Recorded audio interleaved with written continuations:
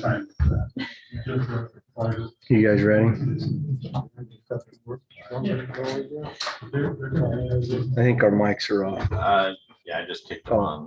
They should kick on just a second. No. Thank you. Lower, lower. Yeah.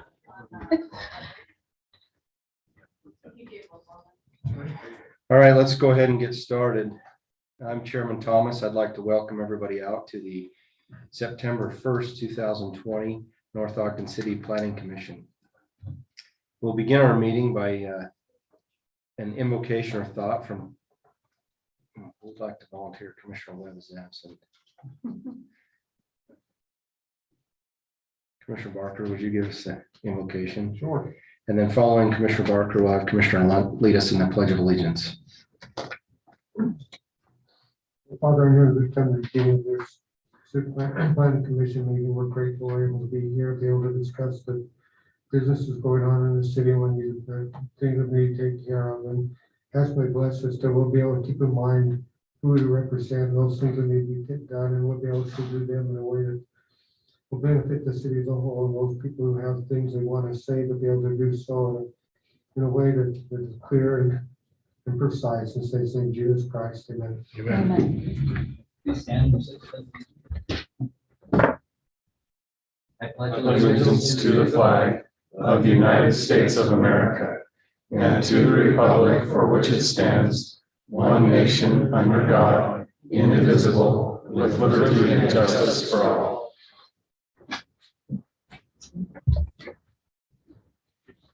Thank you. I will just make note that Commissioner Webb is excused tonight. Our opening meeting statement. Commissioner Mason, would you like to summarize our opening meeting statement for us? Sure, let me summarize our statement. This is not an exact replica, but I think you'll get the gist. We are interested in hearing comments from anyone interested. We welcome public input. We reserve specific times for public input. At the beginning of the meeting, if your comments are anything generic that pertain to general business, if you have anything to mention regarding a specific administrative item, will we be allocating time for those? They're administrative. Oh, yeah, Okay, that's well, normal. if you have any comments to one of our agenda items, we ask that you hold your comment for that specific time. We do ask that your comments are limited to 3 minutes, unless you are the applicant, which time will give you 5 minutes. If you agree with someone else that has previously spoken, you can simply state that you agree with that person. That kind of helps us speed things along. We ask that your comments be directed to the Planning Commission and not to any other member of the audience, to staff, anything like that. That helps us keep decorum and civility in our meeting. We ask that you silence your cell phones. I'm going to be using mine for work. You'll see that because my iPad's dead, and so I pull up land maps and stuff on mine. We ask you to keep your cell phones silent. Did I miss anything? I think I got the broad strokes there. Thank you. Thank you. Item 3, ex parte communication or conflicts of interest tonight. Any commissioners? Item number 5, as I had in preliminary. I have had some communications and some conflict on that, so I won't be voting on item number 5. Anything else? Would you like me to lead the discussion on item 5? Sure. I guess you can. Would you guys like me to lead the discussion on item 5? Okay. I'll turn it over to you after. So right now we'll open up for public comments for anything that's not on the agenda. If you'd like to speak to us, step up to the mic, state your name and address. Again, if it's something on the agenda, you'll have time at such item. So we'll open that up now. All right. We'll move on to our administrative items. Item number 5, subdivision ordinance 2021-9, consideration and action on administrative application, final plat approval of Montgomery Farm subdivision, 35 lots, located approximately 150 east and 2150 north. Presenter is Scott Hess. This time I'll turn this item over to Vice Chairman Mason. And I turn the time over to Mr. Hess. All right, thank you. So we have for you subdivision application 2021-9, applicant John Hanson for final subdivision plat for Montgomery Farm subdivision 35 lots. This is an administrative item. I'll read that type of decision so that then we won't need to read this each time after. When the planning commission is acting as a land use authority, it is acting in an administrative capacity and has limited discretion. Examples of administrative applications are conditional use permits, design reviews, and subdivisions. Administrative applications must be approved by the planning commission if the application demonstrates compliance with the approval criteria. For background on this, the planning commission met on July 7th, 2021 for the preliminary plat approval of the proposed Montgomery Farm subdivision. It was also 35 lots, configuration. Really nothing has changed about the subdivision between preliminary and final other than addressing all of the engineering comments, planning comments, and beginning work with Harrisville City on an agreement for the stormwater service on the western 8 lots. Stormwater, sanitary sewer, apologize. The applicant has provided all will serve letters from each utility provider. Those requirements, the will serve letters must be met prior to recordation of the final plat. The subdivision is residential R18. It requires a minimum lot size of 8,000 square feet on interior lots, 9,000 square feet on corner lots. The subdivision has proven that it meets both of those requirements as well as the 80-foot setback, 80-foot width at the 30-foot setback requirement. The building envelopes and setbacks have been amended to show the proper 30-foot front yard, 20-foot rear yard, and total combination of 18-foot side yard setbacks on all of the lots. There was a discussion at the preliminary plat approval level on the block length. So the block length we're considering here is actually out on Washington Boulevard between the two major connections into Washington. The existing stub street from the, that's the stub. So it's the 2200 North cul-de-sac and whether that would be appropriate to stub this street into a future connection for Washington Boulevard. So staff reviewed this and while staff agrees that connectivity is vital in this instance, there are conditions that I believe staff believes would make this connection virtually impossible now and into the future. So one is there's a significant grade change moving from west to east across the subdivision, especially east near the end of the subdivision. And that hill terminates into an outdoor storage yard that lies between the subdivision and Washington Boulevard. And on the east of the storage yard is actually a private drive. It's not a public street that ultimately connects to Washington Boulevard. The desired future connection for Washington Boulevard is actually 2100 North, which is south of this area. And when the property fronting Washington Boulevard develops, the 2100 North intersection would be required at that time per our street plan. So it's it would have been really nice to pick up that stub on the subdivision to the south that's closer to 2100 North. That developed many years ago, is fully developed. While the planning commission could certainly, make a different finding than staff on this, because it is an administrative item, and you could technically read the code that way, we believe that it meets the intent and purpose of the code, and you really don't lose a lot in street connectivity at this point because you have 150 East connecting north and south through the ranches and south down to 2000 North, both of which connect out to Washington Boulevard. A few other notes, all the subdivision lots are restricted lots based on the geotechnical report and the high water table in the area. Master plan calls for a trail, which is incorporated as a 6-foot wide sidewalk connecting through this subdivision from north to south on 150 East. And I haven't been over there to see if the existing barn structure on the southeast corner of the property residing in future lot 120 has been removed yet, but that would be a requirement prior to recordation of the final plat. So staff would make sure that that's removed. Your summary of your planning commission considerations tonight is, does the proposed subdivision meet the requirements of applicable city subdivision and zoning ordinances? And is the proposed subdivision consistent with the general plan? Staff believes that this subdivision meets the requirements of the North Ogden City ordinances as well as conforms to the general plan with the requirements noted in this report. The area is in the Southtown neighborhood and the general plan map calls for this property to be developed as single-family residential. There are a few recommended conditions of approval. I won't read through those, but just note that staff recommends those conditions of approval as noted in the staff report. And ultimate staff recommendation is that the planning commission grant final plat approval of the Montgomery Farm subdivision, subject to the conditions recommended in the staff report. Thank you. Thank you, Mr. Hess. Would the applicant care to address this? Does the applicant care to address this? Do you have anything to add? Fair enough. Okay, we promised public comment for any item we discussed.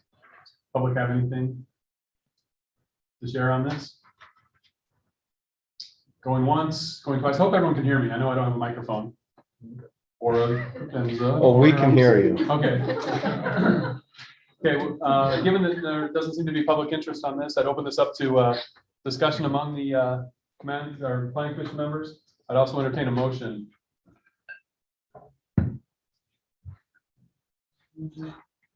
I make motion that the planning commission grant final plat approval of the Montgomery Farms subdivision, subject to the conditions recommended in the staff report. I'll second that. Okay, we have a motion and a second. Looking for any discussion on the matter? There was some lengthy discussion on the preliminary approval, I remember. As for myself, my concerns with block length have been addressed and I have none. Any other comment on that? Okay, light of no further comment, I'm going to call for a vote. Commissioner Arner, how do you vote on this item? Yes. Commissioner Lunt, Yes. Commissioner Barker, Yes. Commissioner Nancaro. Yes. Okay, let the record show that Commissioner Thomas is abstaining, and I vote yes, the motion passes unanimously. And I gavel back to Commissioner Thomas. Thank you. All right, item number 6, subdivision ordinance 2021-11. Consideration and action on administrative application, preliminary approval of the Randall Homestead 1 lot located at approximately 1700 North Fruitland Drive. Presenter is Scott Hess. Thank you. So tonight we have a 1 lot subdivision. Jeffrey and Pudmer Randall applying for a single lot on their home or their property, approximately 1700 Fruitland Drive. This subdivision or this property received annexation approval earlier this year, and in residential R18 zoning district was applied. They originally were looking at a 3-lot subdivision. The reason that the planning commission is seeing a 1-lot subdivision, which would typically be considered an administrative minor subdivision at a staff level, is due to the street dedication. So we don't have we really don't have a marking point between some street dedication and major street dedication like this, the 35-lot Montgomery Farms. So they are providing additional frontage along 1700 North, a street dedication for curb gutter, asphalt extension, curb gutter, and sidewalk in the future.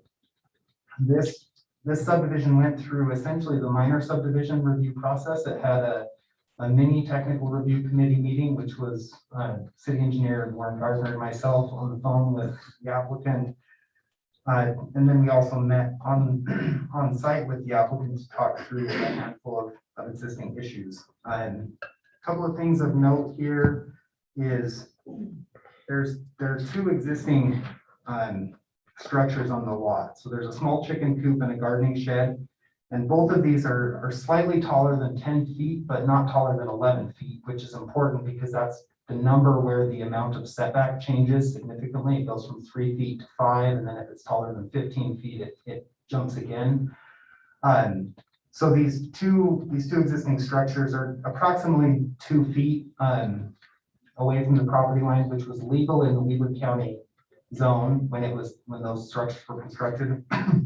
And we're essentially created a non-conforming use when the annexation happened. So when the annexation happened, the R18 was applied. You had 2 structures that are non-conforming. The proposed subdivision doesn't increase that non-conformity. It's just really more of note. So the record would show that in the future, if somebody asked how those structures got constructed closer to the lot line than they should have been in the R18, it's due to those being a pre-existing condition. Staff has received will serve letters now from everybody. I believe there was one Rocky Mountain Power that was still pending, but you sent that over. So we have will serve letters for all lots. The design of the right-of-way improvements will include a 4-foot sidewalk, which doesn't quite connect to the existing sidewalk down 1700. There's still a single property owner between the two. But generally, this meets the R18 zone and conforms to the general plan for that area. This is a preliminary subdivision approval. There's some recommended conditions of approval. They need to meet the North Ogden City Engineers report. There are some requirements in the technical review committee letter that need to be met. The development is subject to a geotech report, which the applicant has been working on getting. All will serve letters must be submitted, their requirements for approval met. We like to show the building envelope setbacks as drawn in the R18 zone. And then a property address must be assigned and labeled on the plat. Last plan and profile for improvement drawings must be submitted, but the applicant's engineer has received these comments prior to the meeting and they're working on their final plat drawing documents. At this time, staff recommends Planning Commission grant preliminary approval of the Randall Homestead subdivision, subject to conditions recommended in the staff report.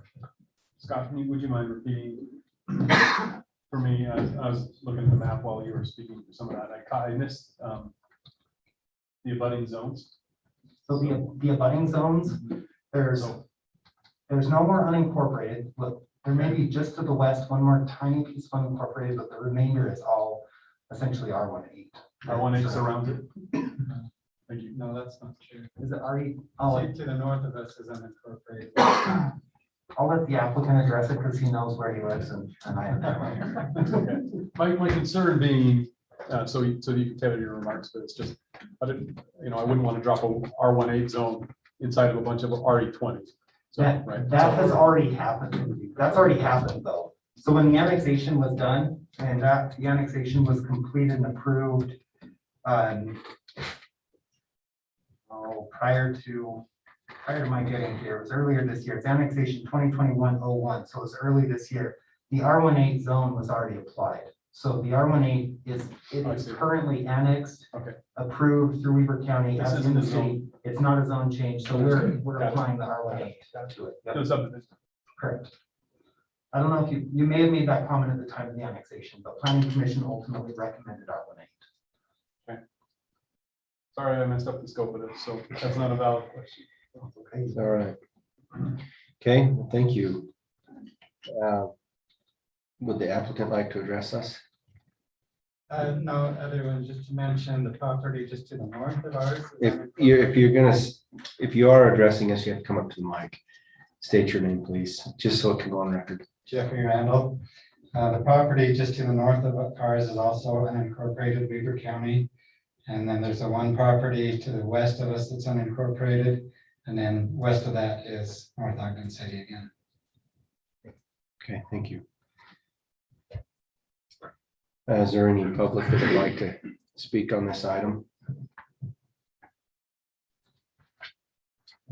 One more comment just to make that we had talked to the applicant about, and that's as the sidewalk curb and gutter are currently designed, they're going to take out a significant row of trees on the eastern portion of this new lot that's being created. And the applicant would like to look at a deferral agreement, and that would be a city council action that would move beyond this, but I would expect that at final plat time to be a condition of approval of some sort of improvement agreement, escrow timing agreement, so that they don't need to tear out existing old growth trees, landscaping today, but that those would come out at some point in the future. Okay. Discussion with commission, entertain a motion. I'll go ahead and make a motion that we recommend, or that we grant, grant final or preliminary approval of the Randall Homestead subdivision, subject to conditions recommended in the staff report. Okay, we have a motion, a second. Any other discussion? Doesn't need to have, maybe going through the city council on the trees and that.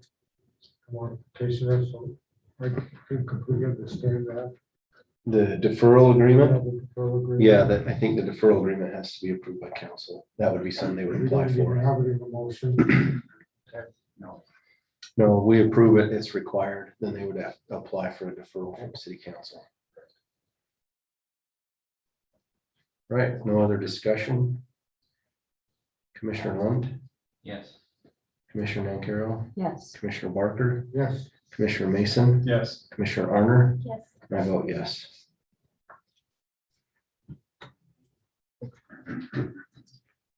I just, as a reminder, as stated, if you do want a deferral on those improvements, that's an application for the city council. All right, item number 7. We are a site plan review 2021-5. Consideration and action on an administrative application for site plan approval of a retail and office suites located at 2155 North Washington Boulevard. Presenter will be Brennan Bell. Brandon. Evening, Chair and members of the commission. So this again is, this site plan is located for property at 2155 North Washington Boulevard. It's, the project area is 0.79 acres. John, could you pull up, I believe it's exhibit B, which is the, should be the site plan. That'd be great. This is in the C2 zone, and the site plans require planning commission approval, which is why we're here tonight. Regarding uses in the commercial zone, in the C2 zone, the proposed uses are professional office, hair and nail salon, and retail stores, all of which are permitted use in the C2 zone. And then there are setback standards regarding properties in the C2 zone. The front setback shown to the property line is 20 feet, which is the current plan is proposed to have the building be 20 feet back from the front sidewalk or property line. And then it also, the building as currently drawn also meets the required 10-foot setback according to residential zone on the south. The next standard is 11-888, protection of adjoining residential properties. This ordinance requires an 8-foot fence along the rear and interior side yards when a commercial development abuts a residential zoning district. Just to bring one change to your attention, staff has changed their recommendation since the time that this the written staff report was completed and posted online. Our recommendation, what we were previously recommending was that there was another provision that's 11-8D2, which at the time we were considering could allow for some flexibility on either the height of the fence or just the requirement for a fence at all. And we previously reconsidered that and determined that staff doesn't believe that that provision applies, and that this original ordinance 11-888 does require a fence along the south property line. Because they're different articles of the code, and so it says in one article you can have some flexibility, but this other requirement is in a different article, so we didn't feel like that applies. So Is that just the southwest corner? Because it looks like there's a big transformer. that's right. Yeah. So we're bound to follow the ordinance as it's written. It is a power substation, but it states that when it abuts a residential zoning district. And that power substation is in a residential zoning district. So we're just simply passing along what the requirements of what staff understands to be the requirements of the ordinance. So current staff recommendation is that an 8-foot fence be along the southern property line, or actually, the ordinance doesn't actually need it to be right along the property line. I spoke with the applicant or his agent earlier that prepared the plans. He said that there's some sort of canal or ditch that's on the south side. So what it states is that it needs to be along the rear and interior side yards. I don't think that has to be interpreted to be exactly along the side yards or along the property line, just somewhere in there as a buffer. So that's staff's updated position on the 8-foot fence. That has been something that's been required in a number of previous developments. We went out and did sort of an audit of fences, and there's a number of 8-foot fences and where commercial butts residential zoning districts. The next item is colors and materials. The ordinance is 1188D. It states that predominantly natural muted earth tones, non-bright colors representing natural earth colors and values, including browns, blacks, grays, greens, rusts, etc. So staff comment on this is that the building is proposed to be a mix of wood veneer, stone veneer, corrugated metal, metal trim, and glass. The applicant has proposed colors which are generally in accordance with the requirements of the design standards regarding colors and materials, which are required to be earth tones, etc. And then staff recommends, there's one, if you could pull up exhibit C, John, that would be wonderful. There's one area of the building that it's hard to tell from the renderings whether it be a reflective material or not. But staff recommends that the applicant needs to ensure that the corrugated metal is not reflective in nature, but is painted, textured, or surfaced in some way so that it's not reflective and is in some way earth toned. This adjustment may be made by delegating this issue to staff as our recommendation as a condition of approval to be adjusted and approved prior to building permit approval. Next issue is the issue of landscaping. According to the numbers provided by the applicant on their landscaping plan, the proposed landscaping meets at least 20% of property square footage. And then regarding the size of required landscape materials at the time of planting, the applicant has proposed to meet these with 2-inch caliper width. It didn't specify the height on deciduous, I think it was deciduous shade trees, but that can be, staff recommends that can be delegated to staff to check on that issue and make sure that their plans are, that they specify trees that are at least 6 feet tall. Then there's a comment regarding side and rear yard areas within commercial zones. That require trees in the 10-foot setback area between the building and the property line. The applicant has met that standard for the number of trees of 1 per 50 feet. There's also 1186, which is alternative landscaping options. This ordinance allows for a modification of the landscaping requirements if they're deemed to be equal or superior. And on this topic, the planning department and director's recommendation is that the site use xeriscape plantings for the landscaping, which is generally what has been proposed. This will accommodate the existing physical conditions of the property given the emergency water declaration that was passed on July 13th of this year. That was ordinance 2021-33. However, there are areas of sod that are being proposed on the landscape plan, and this development, given being a commercial development, the way that our ordinance is written it's not actually required to use secondary water.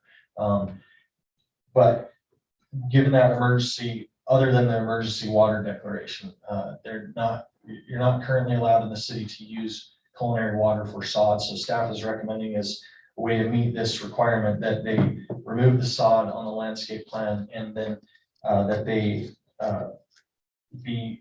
add to the landscape plan. We're just recommending as a rule that since there were trees and there were sod, but there wasn't a lot of xeriscape actual plants like shrubs or bushes, that they add 1 per every 20 square feet of the landscape portion of the site.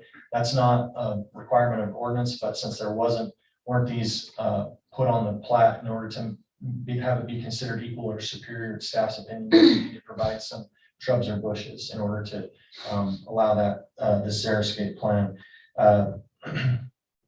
So that's something that the applicant can address if they have a different suggestion or concern with that, and something that the planning commission can consider themselves.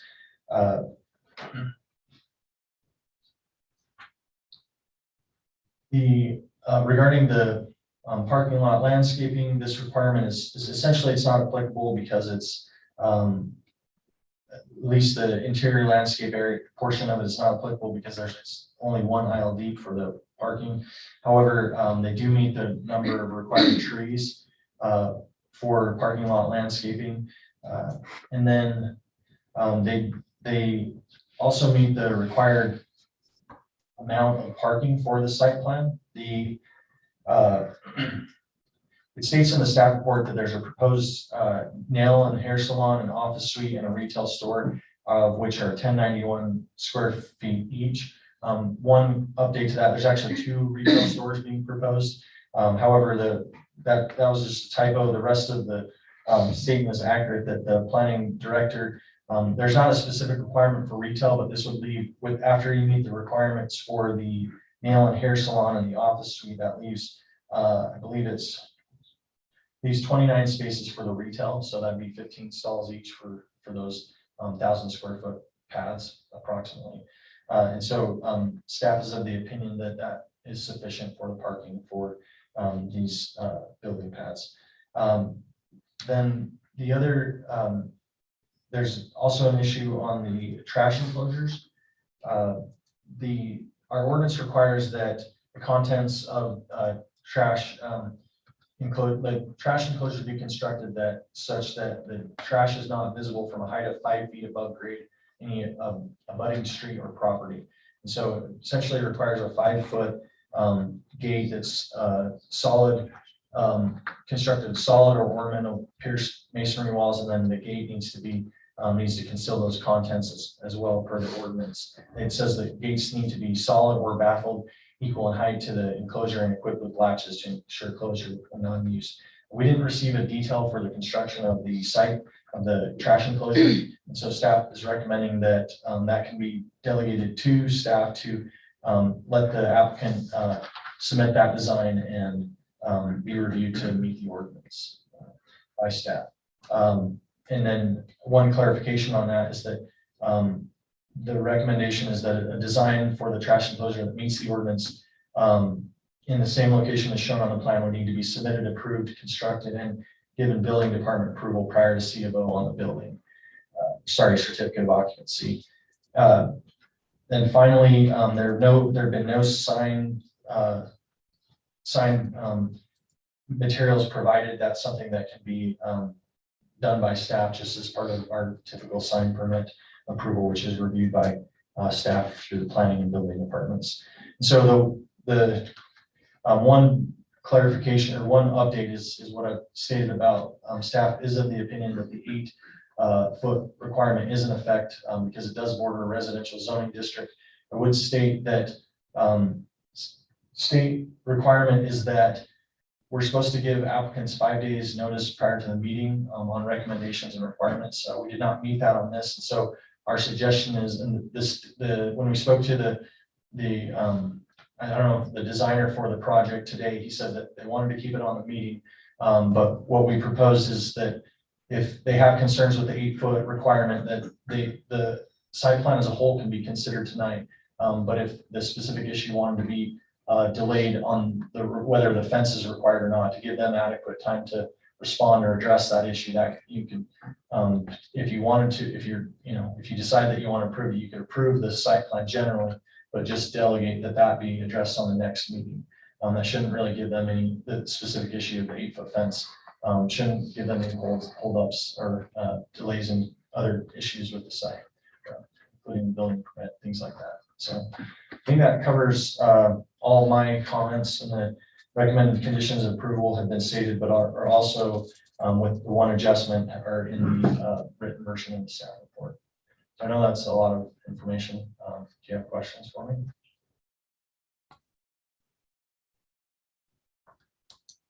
Okay. Covered it thoroughly. Thank you. Right. Is the applicant here? Would like to address us on this now?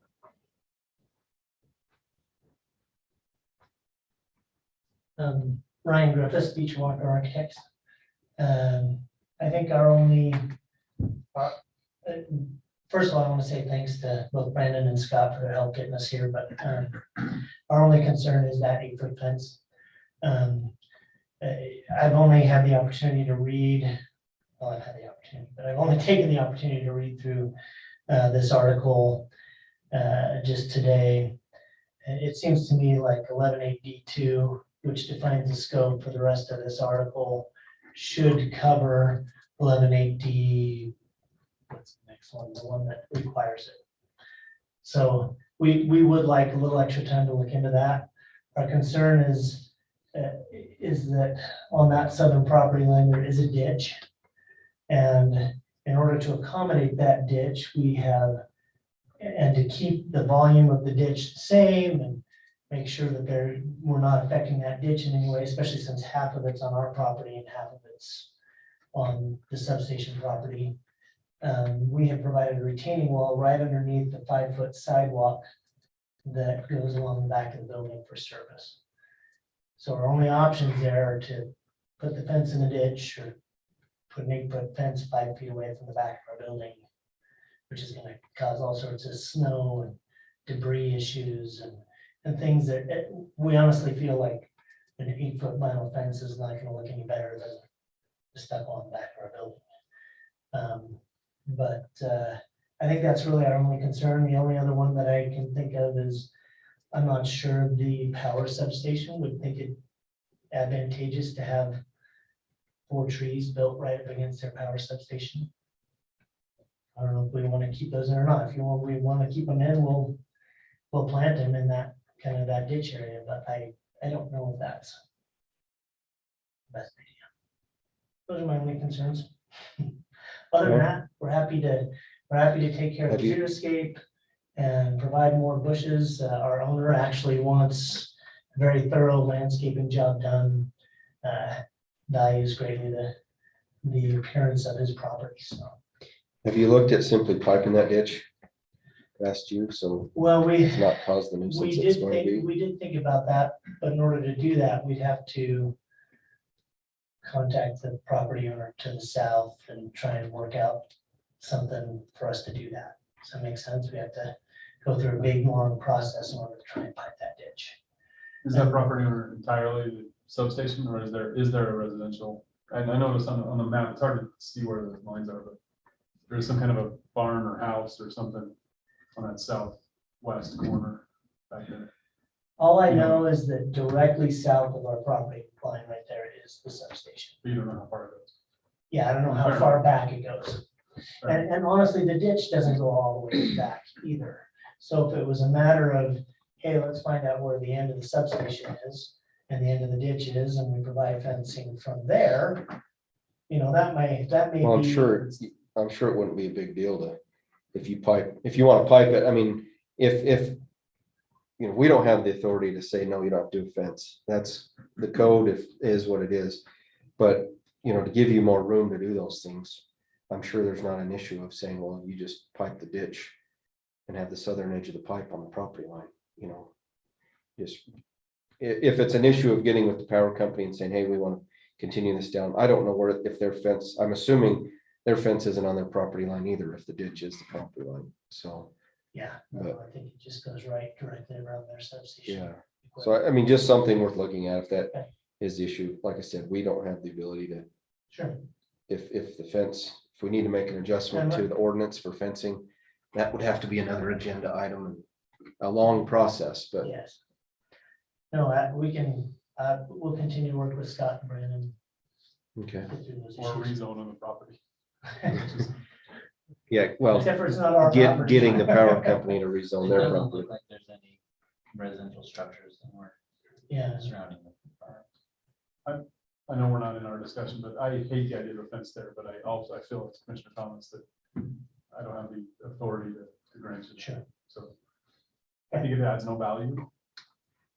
It might be worth reaching out to the power company, and if it's simply yes, they'd let you rezone their property to commercial or something. I don't. all right, thank you. Okay. Any public would like to address us on this?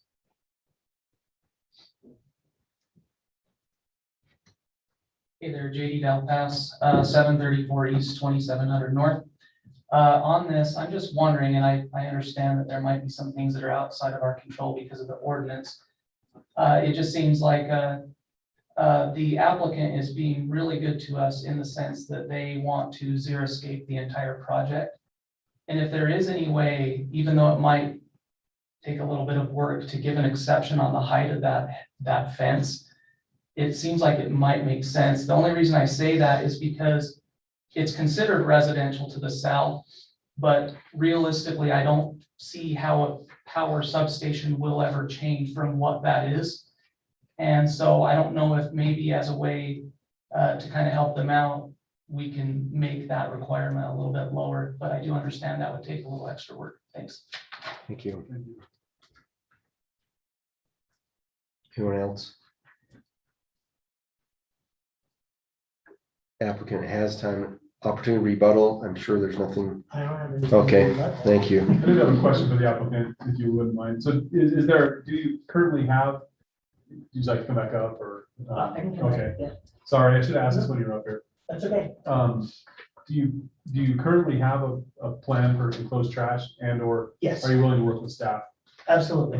We delegate that power. to We staff. always put trash. So you do currently have a plan on that location? We do, actually, we're working on those plans. Matter of fact, It's on that. it's Is it shown in the sheet? site plan, it's shown Yeah, in the right site there in plan. that corner where his arrow Doesn't have is. any details of Remember on the height, phone, like, you know, it doesn't have any details on the height of the structure or the material on the doors. That's probably the best So- place for that. Okay. Yeah, the first Okay. page. And then calls the it other out as items that I enclosed. had noted that we would potentially delegate to staff in were the xeriscaping, the signage, and then the coating of the corrugated metal.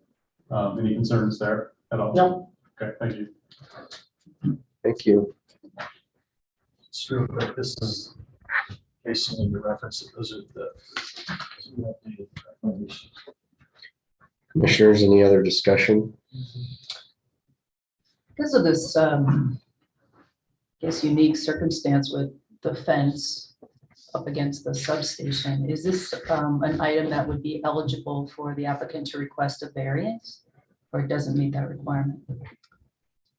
In my opinion, the variances are strictly controlled by those, and you know, those checklist of things, right? It has to be safety and undue Right. hardships and those kind of things. I just don't see it, but I mean, I think you could request anything, Yeah, in my opinion, right?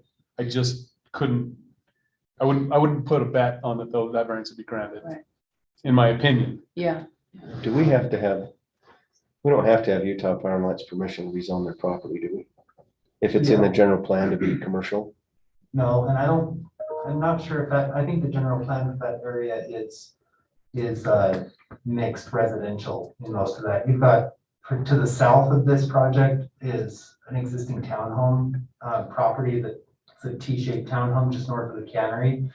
And I would expect that I thought we had residential commercial. would come up and be in that area. Yeah, you would need their approval to do it. One thing is, as we were talking about this, is perhaps those substations going to a zoning district of like institutional or something kind of similar to what the city offices and we're gonna rezone our parks and that sort of thing to be those city uses. I don't know, I haven't looked into that. I don't know if that's appropriate, but that would be one way to Okay, change that. And then the other, as the property kind of angles there to the northwest, that's the piece that's actually against future residential as I would see it. So if there was a fencing requirement to, block that portion of the parking lot, and those tall fences are really there for, protection of single-story residential living windows and keeping vehicle lights from kind of going through them. And surprisingly enough, Brandon and I went out after the staff report, and over here at Maverick in the apartments, that's all 8 feet. And then over behind the new sushi location, that's all 8 feet. The rock wall to the west of this that's existing between the storage unit is 8 feet tall. So, we found dozens of instances of those tall fences immediately between residential developed uses and commercial. So, yeah, it's been a long time requirement for anywhere commercial abuts residential here, it's an 8-foot fence. I think I've been here for 3 of those you just mentioned. And really it is that. So that is the requirement. I think if there's some options, the applicant, can pursue some of those. As far as us, my recommendation is that, upon approval, that is a condition that is required because it is required by ordinance, but if there's a way to, have that amended or alleviated, then I'm fine with it, at least along the substation. I agree, the residential back, I know there's a barn back there and stuff, but it's currently residential zone and that's the requirement, so. Because I'm a bridge builder, I always try to think of a positive spin. I don't really. But I'm gonna put staff on the spot here. If that fence were also a mural advertising the businesses, would that violate our sign ordinance? It would. Yeah, it would. I'm trying for you. I'm throwing stuff on the wall. No, you're good. Okay? No, It's not sticking, but I'm throwing stuff. I mean, something like that would be looked at as like a pedestal sign. They're limited in size and scope. Wall signs, even painted wall signs Stone are wall, but someone graffitis in the middle of the night. and says, limited. It then becomes "Anything else an down here?" it becomes a sign, right? True, yeah. Okay.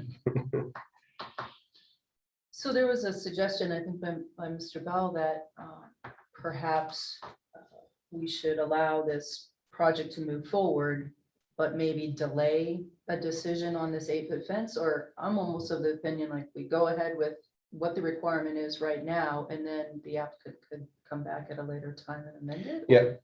Yeah, my recommendation is that we would approve it based on the conditions, and they're required, because the ordinance, the way it reads now, it's required to have the 8-foot fence. If they find a way to alleviate that, we can leave that up to staff to amend. Like, I don't feel like it needs to come back to us Okay. to make that decision.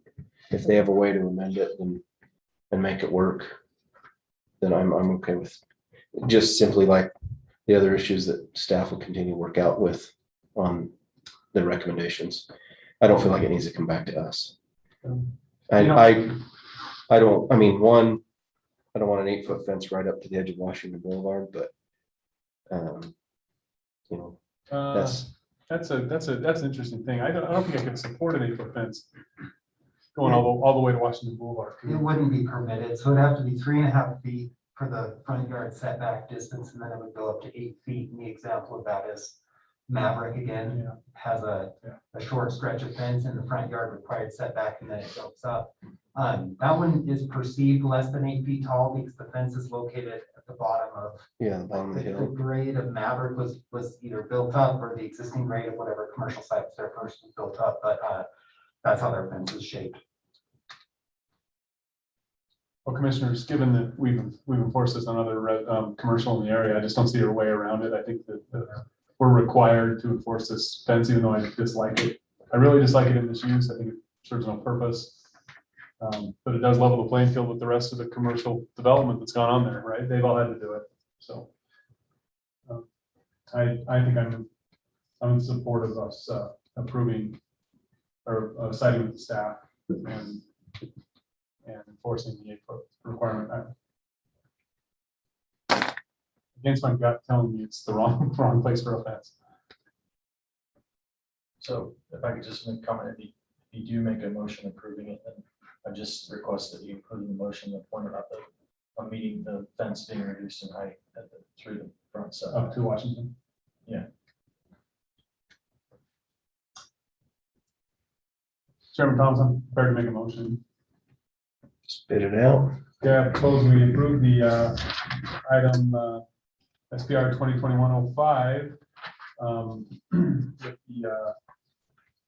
with the adjustments as laid out by staff in this presentation, with the delegation to staff to work with the trash enclosure, to work with the xeriscaping, to work with signage, work with corrugated metal. I propose that the 8-foot fence be enforced. Part of this motion, the 8-foot fence be enforced with a gradual, with a reduction in height to 3 feet, beginning at Washington Boulevard, and then adjusting to 8 feet within the parameters. And I propose we delegate staff to work out the specifics with them as far as fencing material. And if there is a way to alleviate that fence, and work that out with staff. If there is a way, I would delegate if there is a way to get rid of that fence, they can work that out with staff. Second that. Okay, we have a motion and a second. Any other discussion? All right, Commissioner Nancarrow, Yes. Commissioner Barker, Yes. Commissioner Mason, Yes. Commissioner Arner, Yes. Commissioner Lunt, Yes. and I vote yes. All right, thank you. Item number 8, remarks from planning commissioners. Any comments or? The only comment I had is I will not be able to attend the next meeting.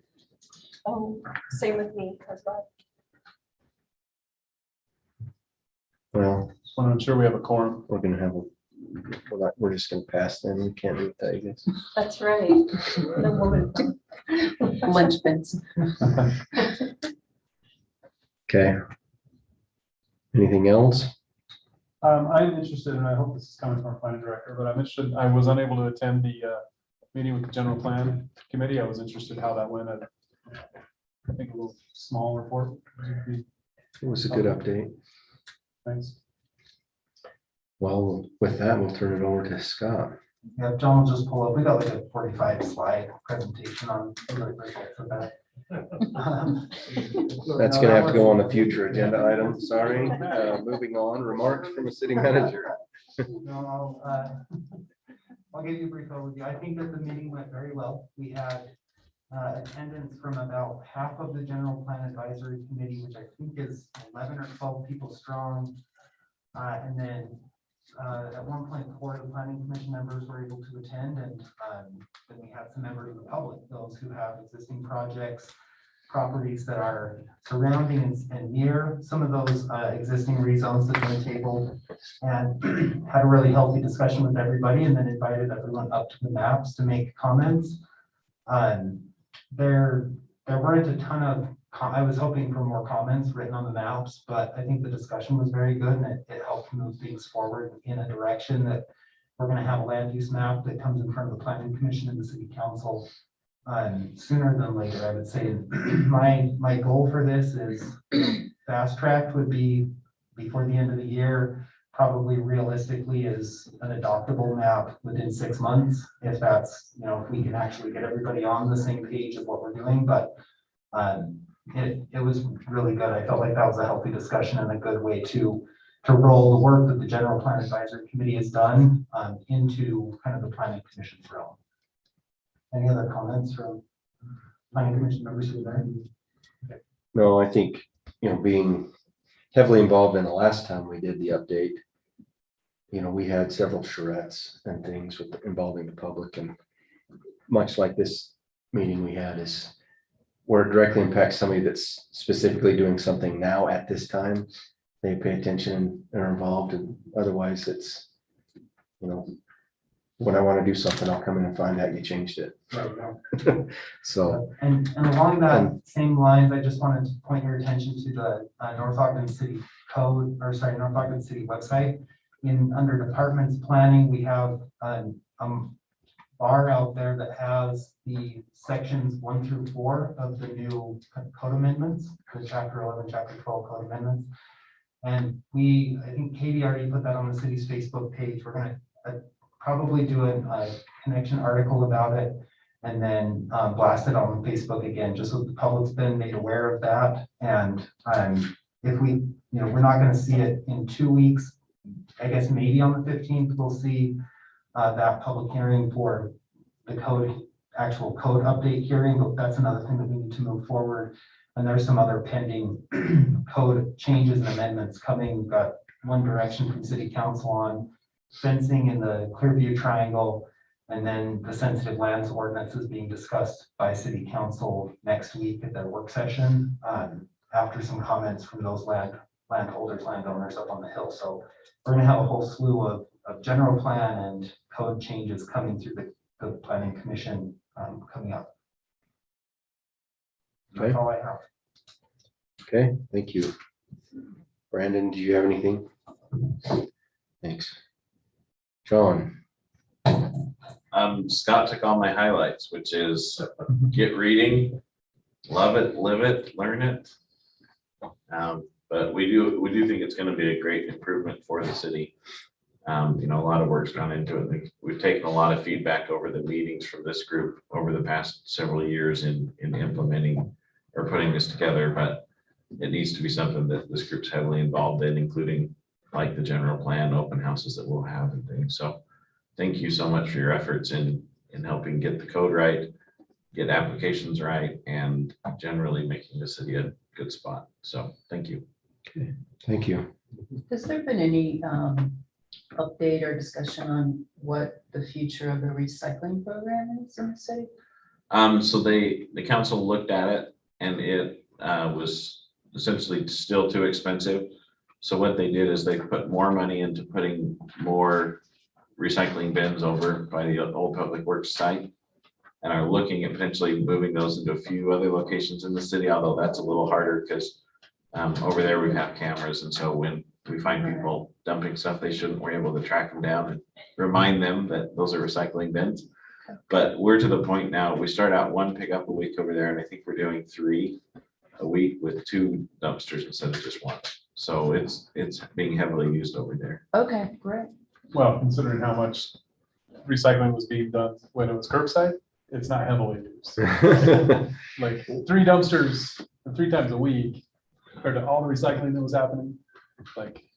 So, well, and one of the issues and the reason why recycling in general is so expensive, you know, we used to get it for free, and it's because of the contamination level. That everyone at the curbside, I mean, dirty diapers, I think they've got pictures of a truck from North Ogden City with oil, like used oil in the recycling. So those pop, I mean, anything, a can or a jug of orange juice will ruin a whole load if it contaminates it. So it's part of that issue is that I think they said 75% of the stuff that was going there was recyclable, 25% wasn't. And that 25% it sometimes was contaminating up to half of the load. So 50% was getting recycled, 50% was ending at the dump. But it just ended up being this kind of perfect storm of everything. And the council's been hesitant to go back to it because it's still quite volatile.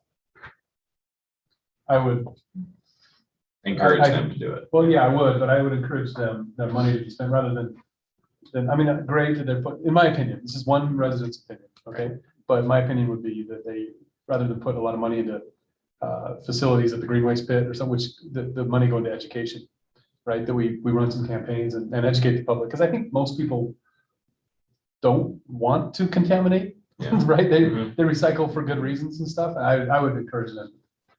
If that ever comes up for the city council again, I'd like to throw money. Again, I like you, I'm one resident, but I would not have any problem paying a little bit more I in my would, yeah. bill to recycle. And the other nice thing is the technology is improving on the sorting. There's actually some places in Europe, and that they're small scale operations to this point, but where they take everything. So they recycle 90% of the entire refuse stream, but there's some issues, but that's why it hasn't ever taken off. Europeans have 30 years ahead of us on recycling. When I lived over there, you didn't have 1 garbage can, you had 6, right? And glass went in this one, and plastic went here, paper went here, and they were separating it all manually. And I'd rather see it start with something like that. Yeah. Where we have smaller containers. for We used specific to do uses. that. Yeah. Do you remember the little purple bins? We Oh, had 3 yeah, of them. yeah, that's right. Well, But anyway, and so these new plants, like it's all one bucket. Everything goes to it, and their process sifts out the organics, the glass, the metals, and ends up, I think it's 10% ends up as trash. The other gets reused in one way or another. Even the bio carbon-based stuff gets pushed into little like charcoal pellets that are taken to fire, or not fire plants, electricity plants to heat stuff. Anyways, so I know that stuff like that's coming. It's just not Maybe quick. not before we're dead. Thank you. Not enough people have watched Wall-E. Yeah. All right, motion to adjourn. So moved. I move we adjourn. All in favor?